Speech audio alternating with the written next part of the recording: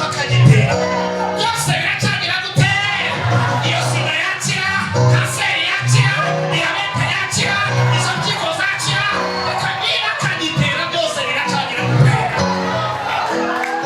yadukishije nyarigi z'ubushize n'amahembe izayadukiza yaturukije ibigaburano izaturenza n'ibiterano yaturengeje ibyuhirano izadukiza n'ibitarikano yaturengeje cyane iracariyo niyo mari y'inyama impamvu utarashaka si uko imyaka ituze hari ubuzima mubi inyuma impamvu abana bakunaniye hari ubuzima mubi inyuma uyu mugabo mudahuza amahoro yamukundanye hari ubuzima mubi inyuma impamvu nibwo mutaruwe nazo hari umuntu uri inyuma impamvu yo gutera imbere wowe usubira inyuma hari umuntu uri inyuma kuri ibintu byose imico 9 y'ubu wa 4 n'uwa 5 gira umutima w'ubwenge birumvikana n'Imana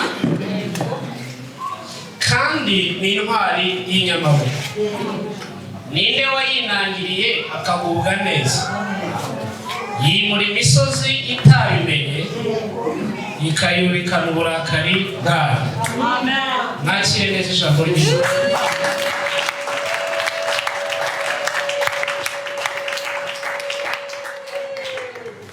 nitwa Ngahaye Innocent Mezi Imana kuhamisha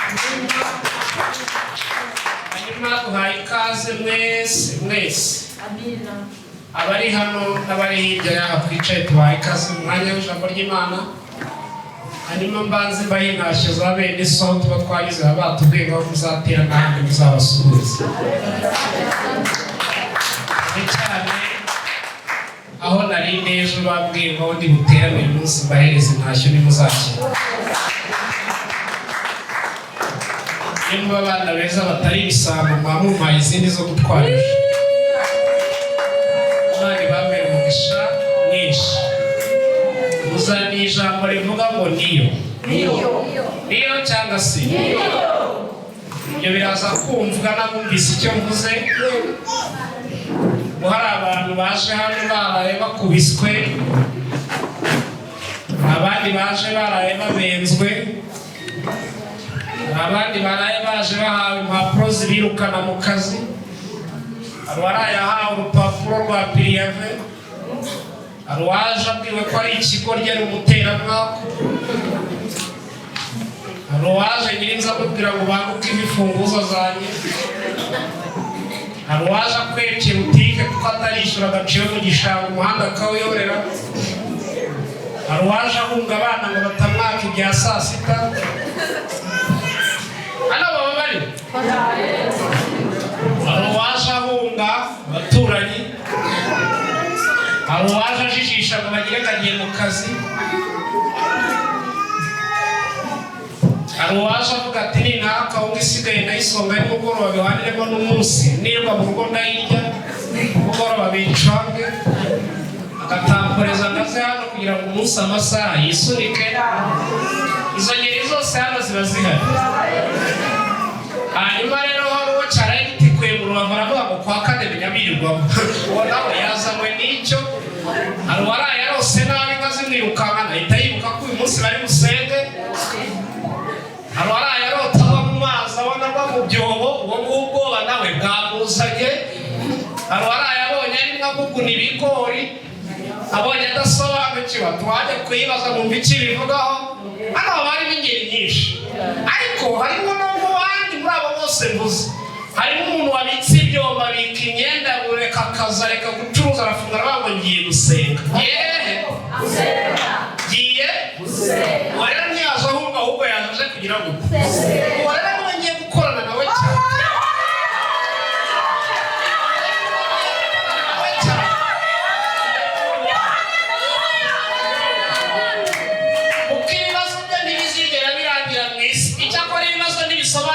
bisobanura gukomera kwawe ejo hazaza ibibazo ntabwo tukiri mu isi bizarangira mwanditsi yaravuze ngo tukiri mu isi tuba dufashe igihe hehe tukiri mu isi imfubyi ziracyahari tukiri mu isi abashonji baracyahari tukiri mu isi abakobwa batarashaka baracyahari abashomeri ntaho barajya n'ikimenyimenyi hari abaraye birukawe nimugoroba hari n'abirukawe nonaha mu gitondo rero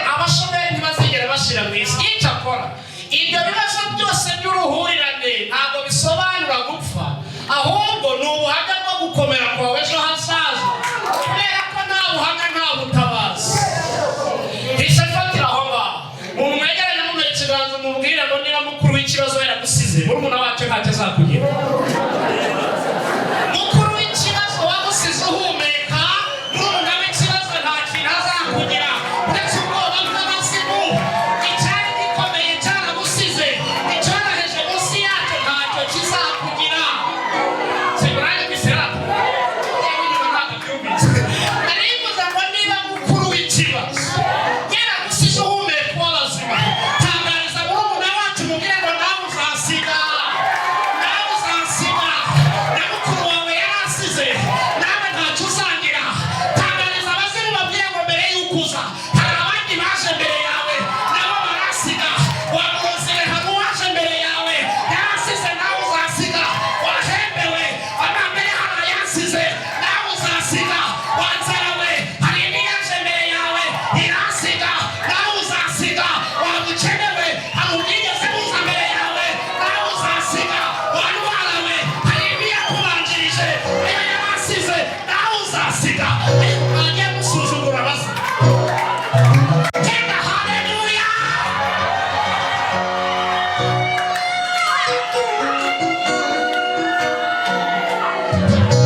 Ni mu shopo narisokoza uko ryogoshe kandi mure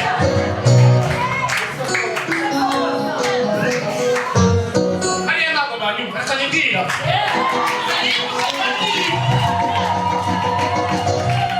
niba mukuru w'ideni yaragusize urabaho, murumuna wacu ntacyo azakugira, murumuna wacu ntacyo azakugira.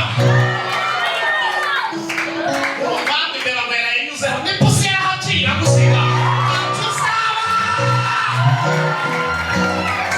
Watubwiye imisaraba gitambuka twarenze ibirenze ibyo, ubwo twasimbutse urw'ubushize n'ubwo imiserebanya y'ubuto zarusimbuka. Ibyo bakora byose hari abandi bakoze ibirengeje ibyo, turacyariho turacyahumeka. Ikiganza umuntu ukagira umurega kuko akagitera amahirwe aracyahari. Niba tugihumeka ubuzima biracyashoboka, kujya mu kazi birashoboka, kujya gucuruza birashoboka, iyo ndwara gukira birashoboka, kubyara birashoboka, kujya mu kazi birashoboka, kujya hanze birashoboka, kubaka birashoboka, ubukwe biracyashoboka, minerivare biracyashoboka, impano biracyashoboka.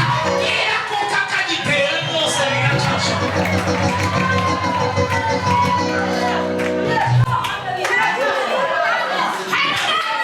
Wamwikirije ko buriya n'ubuzima abigira ahantu abagore babafasha. Naribuze ngo niba kuko akagitera byose biracyagira gute? Iyo sida yakira, kanseri yakira, diyabete yakira, izo mpyiko zakira, reka niba akagitera byose biracyagira gute? Imana mbabwira ibyo ndabizi, Imana mwaje imbere. Bibiliya yavuze ngo niyo yimura imisozi itayimenyesheje, intwari y'inyamaboko. Ikintu cyose gifite inzira yakizanye gifite n'inzira izagisubizayo. Niba twiringiye ari inyamaboko, ikintu gifite aho cyatangiriye gifite n'aho kizasubira. Impamvu ya gatatu, ikiganza umuntu ukwegera kugira ngo twebwe ntiturebere Imana mu bitabakorera. Turebera Imana mu giherutse gukora, ntabwo tuyirebera mu bitarashoboka, turayirebera mu byikoze hambere aha. Twebwe ntiturebera Imana mu nzara imbere, turayirebera mu yatugaburiye mbere. Ntiturebera Imana mu bushomeri buri imbere, turayirebera inyuma aho yatwishyuriye. Ntabwo turebera Imana mu ndwara imbere, turayirebera aho yadukijije mbere. Turarebera Imana mu giherutse gukora, bikaduhereza icyizere kizabikora. Abantu babyizeye haleluya, abacyemera haleluya, abatayirwanya haleluya, abacyizeye haleluya. Ntiturebera Imana ku nyanja imbere, turayirebera mu matafari aho ituva. Ntiturebera Imana kuri Yorodani yabaye yuzuye, turayirebera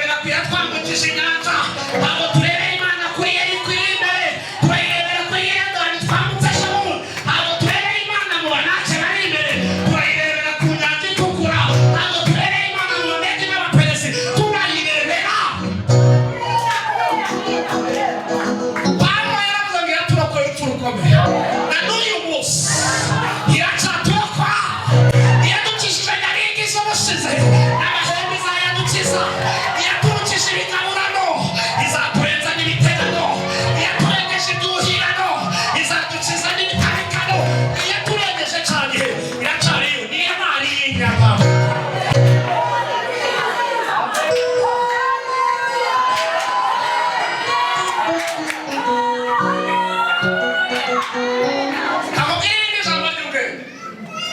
Ntugafate Imana ivugana nawe ngo ubisanishe n'igihe uhagaze, ahubwo ufate Imana ivuganye nawe ubisanishe n'igikoze hambere aha.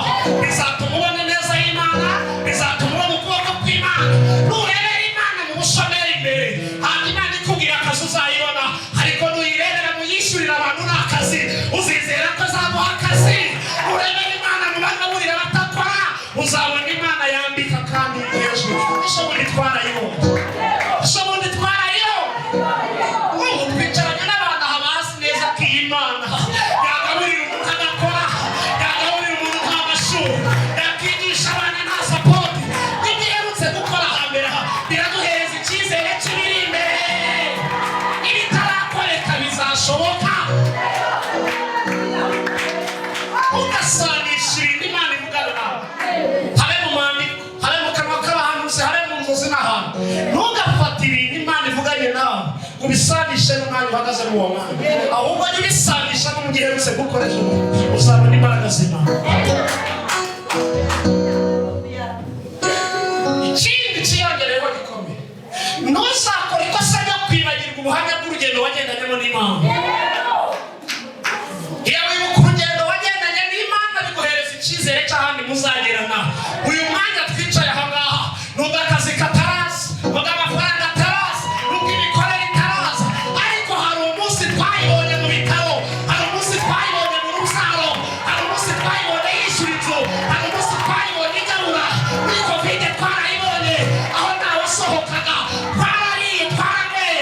Dushingiye kuri ibyo tuyifitiye icyizere. Mukibagirwa ubuhamya bw'urugendo wagendanyemo n'Imana. Yabanye nawe mu idubu n'intare, izabana nawe imbere y'Umufilisitiya. Ntuzakore ikosa ryo kwibagirwa urugendo wagendanyemo n'Imana. Turahari cyane natuje mpamvu mubwira ibi ndabizi. Ntabwo Imana ya Daniyeli iri inyuma y'urwobo, ahubwo iri mu rwobo hagati. Imana ya Saduraka iri inyuma y'umuriro, ahubwo iri mu murinda. Twebwe Imana tuyiboneraho inzira itari, abayirebera imbere mu bibazo ntayo, ariko abayirebera indani mu kibazo barayibona. Ikiganza umubwire n'akanwa kagihamya Imana neza ntizabura igigashyiramo. Akanwa kakivuga Imana neza ntizigera ibura igishyira muri ako kanwa kawe. Ubishoboye?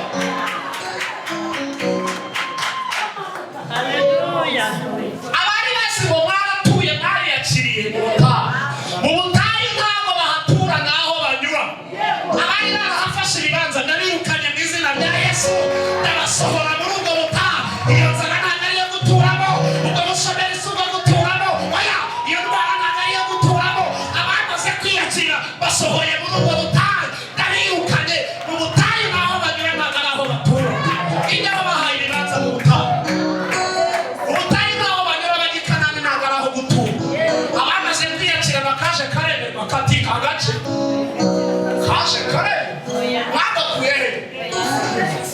Ubutayu ni transite naho kunyura ntabwo ari aho gutura. Abumva ngo mu gahinda mwaragafashe ikibanza muragifite nta gihari. Hirya y'agahinda hari umunezero, hirya y'amarira hari uguseka, hirya y'inzara hari ukurya, hirya y'ubushomeri hari ugukora, hirya y'ubwo buzima ubona. Iyo uzaba ukomeye uca hehe? Ibibazo urimo ntibitegura aho uzajya ntabwo ari aho ngaho. Ibibazo ntibisobanura gupfa, bisobanura ejo hawe hazaza heza. Nta buhamya nta butabazi. Uko ibanga ry'igiti riba mu mizi, niko ibanga ry'abanyamasengesho riba mu cyo Imana yavuganye nawe. Abantu bafite nzara y'Imana tuzamure haleluya. Abantu bafite ikirere yavuganye nabo haleluya. Niba ibanga ry'igiti riba mu mizi, ibanga ry'abarukorera mu isezerano ry'Imana yaduhaye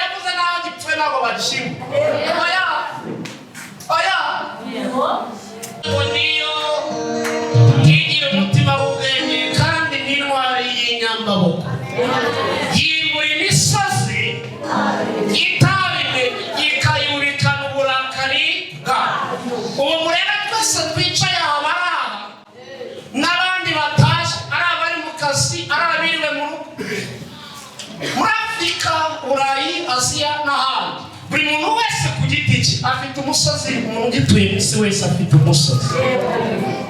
Ari abafite ubushobozi bafite imisozi yindi ibaremereye, ari abadafite ubushobozi bafite ibindi bibaremereye. Utarabyaye afite amafaranga nawe ntiyorohewe, ufite umwana ufite amafaranga ariko urwaye nawe ntiyorohewe. Muri iyi si buri muntu wese afite uwe musozi. Utarashaka ntiyorohewe, uwamaze gushaka urazwa hanze nawe ntiyorohewe, uri mu kazi nawe ucunaguzwa n'ubwo yize akanakabona ariko nta mahoro agafite. Nta muntu n'umwe muri iyi si wabona udafite umusozi umuhagaze imbere. Icyakora Imana twashimira bari aha n'abandi bataje, ni Imana yimura imisozi ititaye ku burebure bwayo, ititaye ku myaka imaze imbere yawe. Iyo yaje kuyimura iyubikana uburakari bwawe. Tugiye gusenga tubwire Imana ngo Mana imisozi turayihaza. Abicaye muri za ofisi muganire bafite yabo misozi. Niba hari ikintu nabonye kigora ni uko ufite ibiryo utemerewe kubirya, n'uwo ni umusozi. Niba hari ikintu kibabaza ni uko ufite inda yo kurya ariko ntubone ibyo kurya. Niba hari ikintu kibabaza ni ukugira ubushobozi, ukagira amafaranga, ukagira bizinesi zikomeye zinahetse ariko ntugire abantu bigaburira. Nicyo nacyo gicyoroshye. Niba agahinda ni ukubyara abana bose bakakunanira ukabura n'umurogoro, n'uwo ni umusozi. Niba hari ikintu kibabaza ni ukubona warakowe, ni ukubona warateye igikumwe ariko utarara mu cyumba kimwe n'uwo mwateranye igikumwe. Nicyo ntabwo cyoroshye. Kuba umuntu arara muri etaje hejuru si igisobanuro cy'uko yageze mu ijuru nawe aracyari mu isi, ntawe worohewe. Ariko Imana mwaje imbere ni Imana ijya yumva gusenga, yareba igashishoje ikavuga ngo uyu mwana wanjye ibyo yahaze nanjye ndabihaze. Igafata uwo musozi ikawubika. Niba ari amarira waranaga ikayavanaho, niba ari indwara ikayivanaho, niba ari inzara ikayivanaho, niba ari abagambanyi ikabigizayo, niba ari abarozi ikabigizayo, niba ari ubukene ikabigizayo. Igifata umusozi uri imbere y'umuntu ikawubika n'uburakari bwawe. Udafite umusozi w'ideni afite umusozi wa diporome imaze imyaka muri Mana. Udafite umusozi wo mu kazi aho akora afite umusozi wo mu baturage aho atuye. Ibi ni ibintu bireba abasenga n'abadasenga. Umuntu wese utuye mu isi ari ku ishuri. Icyakora imyigire yacu ntabwo ari imwe, ariko twese twambaye umwambaro witwa inifomu w'ishuri. Utarararizwa n'inzara arararizwa n'inkoni, utarararizwa n'inkoni arararizwa n'uko atarashaka, utarararizwa n'uko atarashaka ararizwa n'uko yashatse ariko nta mahoro arurimo. Buri muntu wese ku giti cye afite umusozi. Ubu hari abantu benshi bashatse ngo bazi ko bagiye mu ijuru, bagezeyo basanga harutwa n'aho bavuye. Ubu dufite abandi nabo bari mu ijambo rivuga ngo Mana nyakabari rutanya agakobwa wamvana k'uyu musozi. Inyamara wabereka bageze yuko byifashe yasubiza amaso inyuma bavuga iyo mbimenye. Ariko Imana igifata iyo misozi y'abo bantu bose, iyo basenze bakayihamagara, baba bari mu nzu zabo bakayihamagara, baba bari mu rusengero bakayihamagara. Imana ijya yumva gusenga. Imana yimuye umusozi wa Hana n'uwawe yawuhirika. Imana yimuye umusozi wa Sara n'uwawe yawusunika. Dawidi ntiyari yorohewe azira nzara. Arafite za Imana ariko afite umusozi wo guhorahirwa n'ibyo atagize mu rugo. Ariko Imana umunsi umwe yamwigirije umusozi wa Sawuli, araza yicara ku ngoma aratekana. Reka mbabwire, nta kuri dahita n'icyo ubona imbere yawe kizarangira. Ubwo gifite aho cyanyuze kiza, gifite n'aho kizanyura gisubirayo. Iyo nzara ureba imbere yawe aho yinjiriye ntiwahabonye, ariko izahazasohokera naho ntaguhaza. Icyatumye iza kizatuma inasubirayo. Niba yibura imisozi cyangwa igihorero, iyimurema abakobwa mwe cyangwa ibireke, iyimurema mama cyangwa ibireke. Niba hari ibintu bibabaza ni ugushaka urugo rweza wagerayo n'ubona urubyaro. Kabura ijambo kwa nyokobukwe na sobukwe ukaribura naho uvuka iwanyu ugahinduka ikibazo ahantu hose. Ariko bibabaza cyane nanone kuba warabyaye ukaburaza abana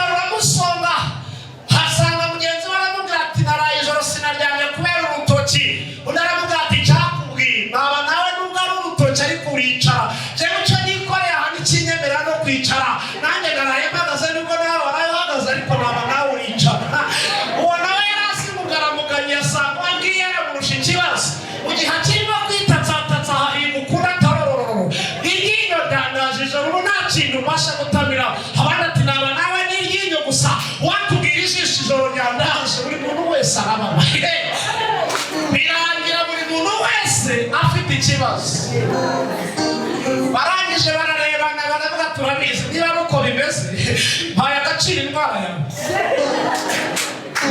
baye agaciro iki bahita bakora ubucuti bwabo buri twese duhana agaciro indwara zacu zifitishwe rero umuntu ikiganza mbere yavuga ngo wahaye agaciro indwara yacu agaciro indwara yanjye kuko yego uraburana ariko njye nubwo mbifite sinababirya bwagaragaye ngo ninywa n'agasukari akayiko kamwe no gupfa nzaba mu gihe wowe inusu ibera rimwe mu gikombe ntugire icyuma wowe uranditswe nuko ntawe ufite ngo uyibere rimwe ariko njyewe sinemerewe no kunywa akayiko nubwo umufuka uri mu nzu ubwo rero hagaciro indwara yanjye kuko twese turababara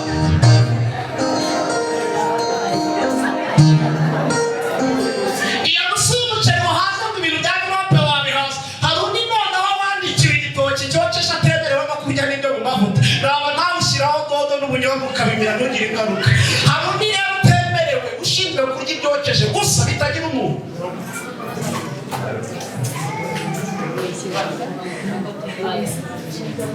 nubwo byose abivana muri supermarket akabizana mu modoka akagira n'abazamu babiteru nawe mvirope yawe ya buri mugoroba ujyaho amakeya ugenda ukatuza uriya ubabajwe n'iyo mvirope ariko hari undi utahana sitoke utemerewe kubirya biribwa n'abakozi we ntiyemerewe icyakora muganga yamutegetse amazi menshi aba bose ntabwo borohe uriya wamubyuka ugutera ivumbi ngo agiye mu kazi wakubwira dosiye zenda kumufungisha uko zingana wahita uvuga ngo naba nanjye ndyama nta bikurikirana mfite nkaryama ngasinzi uriya buri muntu wese ku giti cye arababaye uriya ubabazwa nuko nta modoka uragira wakubwira iyo umaze heriya ujya muri garaje busa yayivanayo nibwo wamenya neza hirya y'ibyo byose emusenga imana twashe imbere ni imana yumva ni imana ireba iyo twayihamagaye tukayisenga tukayereka imisozi turemereye igifata umunsi umwe ikiyizira ikabanga uyu musozi imbere y'uyu muntu urahatinze wa mwana wanjye arawuhaze kwa kane yarawugeretse n'uyu munsi arongeye birakwiye ko nawe umuvani ni imana ijya yimura imisozi mwabakoreme ni imana ifata umusozi ikawubikana uburakari bwa ititaye kungana n'imyaka uwo musozi umaze imana yabishobora mumwege nimubwire ngo yabishobora yabishobora ntiyabishobora yawigizayo ntiyawigizayo yawuhirika kandi ukavaho burundu tubonye abantu imana ikiza indwara byo mu nda bataryaga ibiryo byose batoranya uyu munsi bararya ibyo biragaragaza ko imana yabishobora tubonye abazara bamaze imyaka 10 biragaragaza ko imana yatanga urubyaro tubonye abantu bakiza za sida biragaragaza ko imana yabishobora tubonye abamaze gukira kanseri biragaragaza ko imana yabishobora dushingiye ku byo tumaze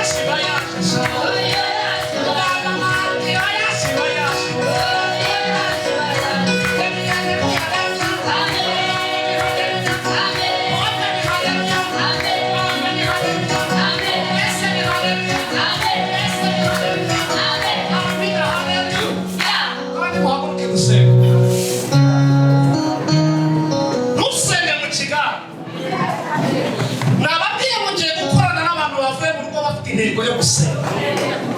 Mbere yo gusenga ni ibiki wahaze? Wagiye muri dusha koga hari ikintu wumva kikubwira ngo jya gusenga.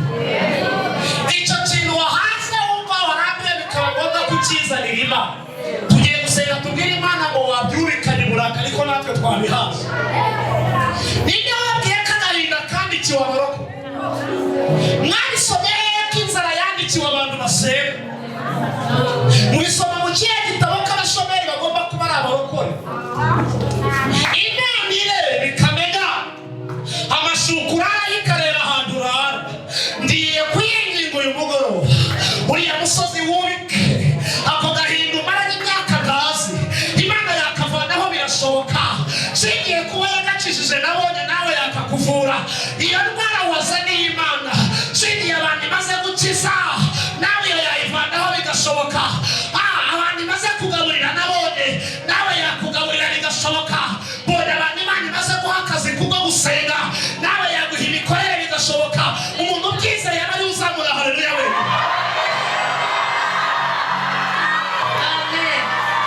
Bona imfubyi Imana imaze kubakira ibyo birangereka ko n'izisigaye zizubaka. Bona abagabo Imana imaze guha imikorere bari barasesengeye amateka ahinduka ibavana muri karandasi wabo ibahereza urubyaro ibahereza abagore ibahereza abagabo amateka ahinduka. Bona abantu Imana yavanye ku cyavu bavana mu ngurube abandi bavana mu ihene abandi bavana mu mavuta. Uyu munsi ni abantu biyubashye. Ibyo birangereka ko Imana ibishoboye bingahe?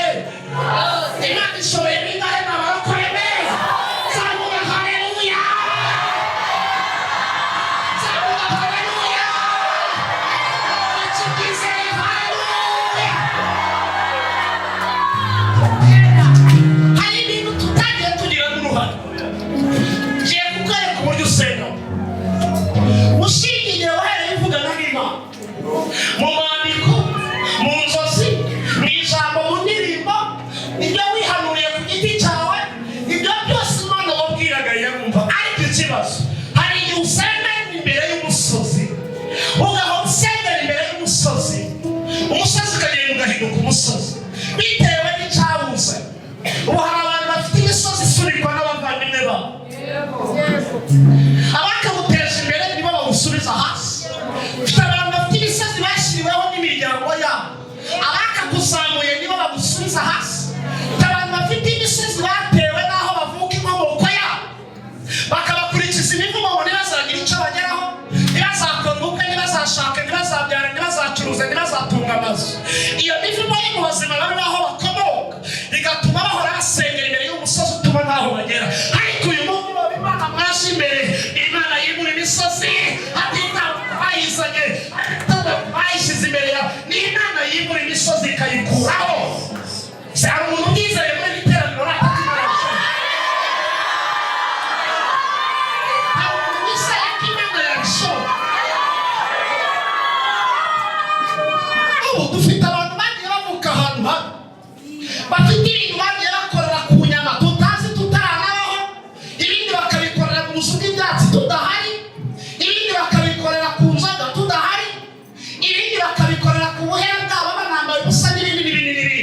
Iyo mikasiyo niyo mivumo bagiye batura ku miryango dukomokamo kuko batari bazi Imana rurema. Uyu mugoroba tugiye kwibohora hiyo ngoyi ibyo tutarize n'uruhare Imana idutandukanye nabyo, ibintu tutasezeranye nabyo Imana idutandukanye n'ibyo byose. Twinjiye mu cyo Imana yavuganye natwe. Niba yaragennye kuzashaka ugende ushake. Niba Imana yakwandikiye ubukwe ugende ubukore. Niba Imana yaranditse kuziga ugasoza amashuri ugende uyarangize. Niba Imana yaragennye kuzacuruza ugende ujye gucuruza. Niba Imana yaragennye kuzatura amahanga ugende uyaremo n'abayarimo. Kandi hari icyo Imana yavuganye nayo. N'abariya bari hirya mu mahanga hari ibyo Imana yavuganye nabo. Imisozi bari imbere nabo Imana yigizeyo. Murahari dusenge? Hari niba mbibutse ibyo muri busenge. Ubu dufite indi misozi twashyiriweho n'abanyamashyari nta n'icyo twabatwara. Bamwe muri abo ni abo twagaburiye, bamwe muri abo ni abo twagiriye neza, bamwe muri abo ni abo twuririye imisozi tubasengera, bamwe muri abo ni abo twambitse imyambaro yacu, bamwe muri abo ni abo twagiye duhereza amafaranga ngo bagire icyo bimarira, bamwe muri abo nibo baduhejeje hasi. Hari abo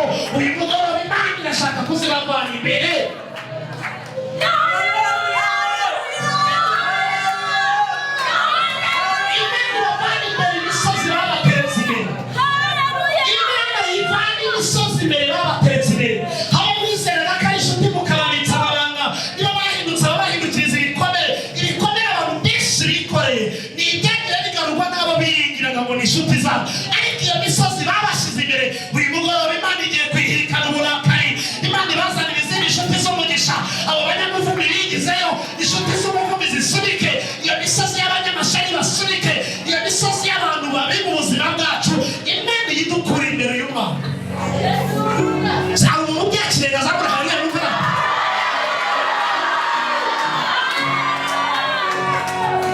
Ubu dufite imisozi twashiriweho n'abapfumu bitewe n'ibyo babahaye ibiguzi.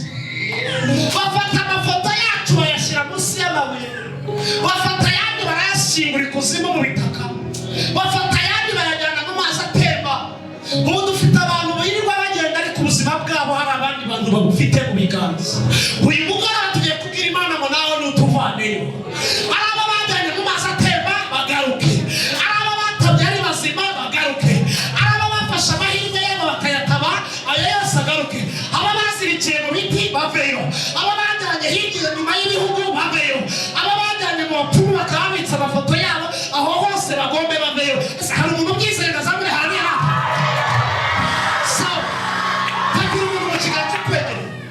iyo abantu ushakira umuntu ufata mu biganza batabakoreye.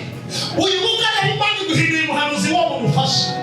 Niba ngombwa wibuka ushaka umuntu wawe aho uhagaze ntabwo ariho ngo abanyamwuka aho tuva tukagera. Imana yaduhaye ubushobozi bwo kubisikana n'ibibazo. Amahembe yaza tukabisikana, inzara yaza tukabisikana, ariko hagira umuntu uzaba yiruka mbere sawiruka umuntu hagarara hapo bereke uburyo tuba mu buzima. Urajya nanjye nambuka kuri twagiye urabona uko nguko niba ngenda nawaza niba tujya tubisikana n'abarozi bakatubura duhari, uko tubisikana za nanjye ngaruka niba tubisikana n'amahene bakatubura duhari, uko turiba tubisikana za nanjye nza niko bajya babitega bikadushaka bikatubura kandi twabirenze. Reka mbabwire uyu mugoroba uwo muntu ufasha mubwira ngo Imana igira ibintu gusikanya nabyo. Uyu mugoroba Imana iguhereze imbaraga zituma ubisikana, imbaraga zituma ubisikana n'ibyaguhigaga. Iyo nzara mu bisikane, ayo marozi mu bisikane, abo bapfumu babishaka bagushake bakubure, izo nyamigi zigushaka zikubure, ayo mahembe agushaka kubure. Reka mbabwire umusozi wose barimo bakohereza Imana igusikanya nawo mu bisikane ibibazo bakoherezaga, aho bashakaga kugushyira iyo gereza mu bisikane, ubwo burushi mu bisikane, iyo nzara bakohereje mu bisikane, iyo nyatsi baguteje mu bisikane, iyo karande bakuvumye mu bisikane. Uyu mwaka ndashaka ko hari ibintu tubisikana bikaduhiga duhari ariko bikatubura. Fata uwo muntu mu biganza. Ariko Imana igira ibintu bisikana nabyo kandi gihore ibidafite umumaro ku buzima bwacu. Imana idusikane nabyo bijya biduhiga bitubure kandi duhari. Subira mama mwami Yesu.